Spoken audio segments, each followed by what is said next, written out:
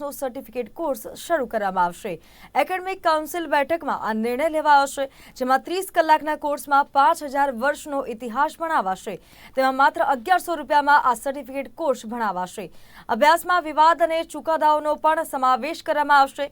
German, Spanish, French અને Russian ભાષામાં પણ આ કોર્સ શરૂ કરવામાં આવશે। તો સુરતની વીએનએસયુમાં શ્રીરામ જન્મભૂમિનો ઇતિહાસ જાણવા ઈચ્છતા વિદ્યાર્થીઓ માટે સર્ટિફિકેટ કોર્સ શરૂ કરવામાં આવશે, જેમાં એકેડેમિક કાઉન્સિલ બેઠકમાં કેટલાક મહત્વના નિર્ણયો લેવાયા હતા, જેમાં અયોધ્યા શ્રીરામ જન્મભૂમિ ઇતિહાસનો સર્ટિફિકેટ કોર્સ શરૂ કરવાની મંજૂરી અપાઈ છે।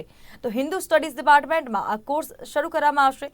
30 કલાકના સર્ટિફિકેટ કોર્સમાં ભગવાન રામના જન્મનો 5000 વર્ષનો ઇતિહાસ હશે। રામ જન્મભૂમિ માટે થયેલો વિવાદ, મંદિર માટે સુપ્રીમ કોર્ટે આપેલા ચુકાદા તથા મંદિર નિર્માણ સહિતની બાબતને કોર્ટમાં જે છે આ કેસ આ સ્ટડીઝમાં સામેલ કરવામાં આવશે।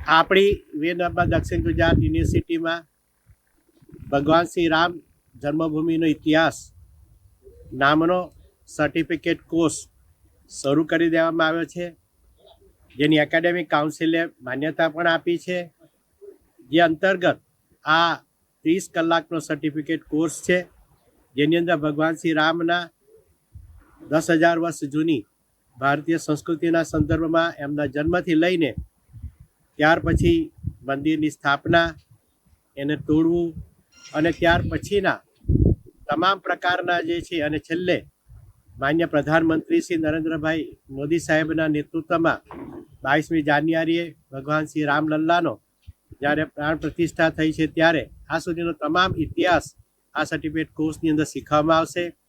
આ સર્ટિફિકેટ કોર્સની અંદર ધોરણ 12 વર્ષથી ઉપરનો કોઈ પણ નાગરિક આ કોર્સ કરી શકે છે, તેમજ એ જે નાગરિક જે છે એ શૂન્ય અભ્યાસ કરેલો હોય તો પણ આ સર્ટિફિકેટ કોર્સમાં જોડાઈ શકે છે, અને એની ફી જે છે એ 1100 રૂપિયા જેટલી રાખવામાં આવી છે।